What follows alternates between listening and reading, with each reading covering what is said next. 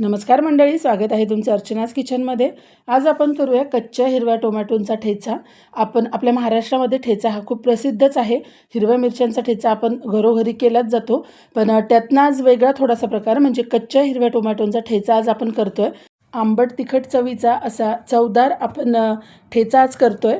ठेचा करण्यासाठी आपल्याला टोमॅटो, जिरे, शेंगदाणे, लसण आणि मिरच्या लागणार आहेत।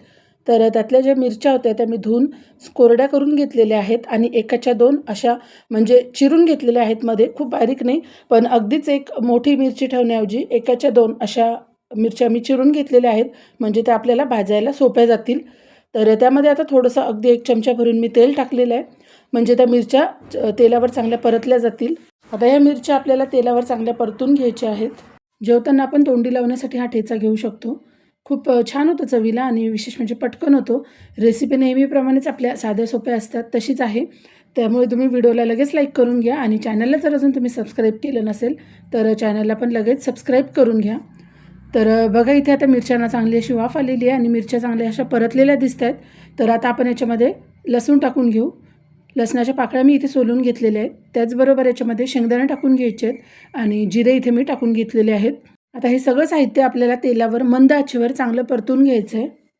मंद आचेवरच आपल्याला हे सगळं साहित्य परतायचं आहे, तरच ह्या ठेच्याची चव चांगली लागते। कारण मंद आचेवर जेव्हा आपण हे परतून घेऊ तेव्हा शेंगदाणे छान आतून खरपूस भाजल्या जातात, त्याचबरोबर मिरच्या पण व्यवस्थित भाजल्या जातात आणि छान चव येते मग ठेच्याला। मी अजून थोडंसं तेल यामध्ये टाकून घेतलेलं आहे।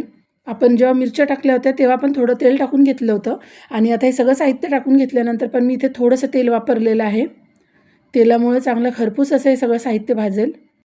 तर बघा, इथे सगळं साहित्य व्यवस्थित भाजलेलं दिसते। आता त्यानंतर जे टोमॅटो घेतले होते ते मी इथे चिरून घेतलेले आहेत आणि ते पण आता मी याच्यामध्ये टाकून घेतलेत।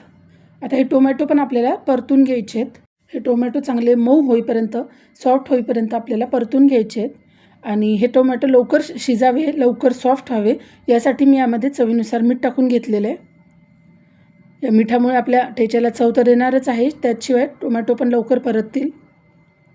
बघा, चवीनुसार मीठ टाकून घेतलं आणि व्यवस्थित असं याला आता परतून घेऊ आपण। 3 ते 4 मिनटं आता मी त्याला व्यवस्थित असं परतून घेते। मंद आचेवरच मी हे सगळं साहित्य परतून घेत आहे। आता आपण यावर झाकण ठेवून वाफ काढून घेऊ। तर बघा, इथे चांगलं असं वाफ आलेली आहे, सगळं साहित्य व्यवस्थित परतून झालेलं आहे आणि आता मी इथे गॅस बंद करून टाकलेला आहे। तुम्ही बघू शकता सगळं साहित्य व्यवस्थित परतलेलं आहे। आता हे सगळं साहित्य आपल्याला कुटून घ्यायचं आहे, याचा ठेचा करून घ्यायचा आहे। त्यासाठी मी इकडे एक खलबत्ता घेतला आहे। गरम गरमच मी इथे हे कुटून घेतलेलं आहे, कारण मी काही मिक्सरमध्ये करत नाही आहे। मिक्सरमध्ये जर तुम्ही करत असाल तर मात्र याला थंड होऊ द्यायचं, गरम गरम नाही मिक्सरमध्ये फिरवायचं। पण मी मिक्सरमध्ये नाही करत आहे, मी खलबत्त्यात कुटून घेते आहे। त्यामुळे मी गरम असतानाच हा ठेचा कुटून घेणार आहे, कारण कसा लवकर कुटला जातो, मग थंड झाला की इतक्या पटकन कुटला जात नाही। तर बघू शकता इथे माझा छान असा ठेचा हा कुटून झालेला आहे। मिक्सरमध्ये फिरवण्यापेक्षा असा खलबत्त्यामध्ये कुटून ह्या ठेच्याची चव खूप छान लागते। तर तोंडाला चव आणणारा हा कच्च्या टोमॅटोचा ठेचा आपला इथे तयार झालेला आहे। जेवताना तोंडी लावण्यासाठी किंवा मग चपाती भाकरीसोबत नुसतंही आपण खाऊ शकतो। वरून तेल घ्यायचं याच्यावर आणि खायचा खूप छान लागतो, किंवा मग ह्याला वरून तडका पण आपण देऊन घेऊ शकतो। जिऱ्या मोहरीची नुसती याला फोडणी द्यायची। तुम्हाला रेसिपी कशी वाटली ते नक्की सांगा कमेंटमध्ये। त्याचबरोबर व्हिडिओला लाईक करा आणि या चॅनलवर आज पहिल्यांदा व्हिडिओ बघत असाल तर लगेच चॅनलला पण सबस्क्राईब करा। तुम्हाला ह्या चॅनलवर साध्या सोप्या पद्धतीने आणि छान छान रेसिपीज बघायला मिळतील। परत भेटूया नवीन व्हिडिओमध्ये नवीन रेसिपीसोबत।